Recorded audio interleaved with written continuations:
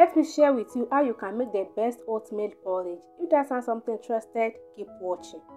In the saucepan, go ahead and add some kika oats. The amount of kika oats you add depends on the amount of people you are cooking for. Add milk to cover the kika oats. Add some sugar to taste. Give everything a quick stir.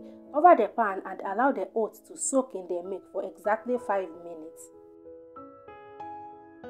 5 minutes later, remove the cover from the pan and turn on the heat and allow the oats to cook until it's completely done. While it's cooking, don't forget to stir on it so it doesn't burn.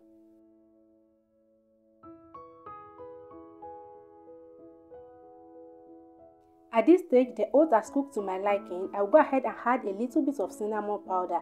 Give everything a quick stir again and turn off the heat immediately.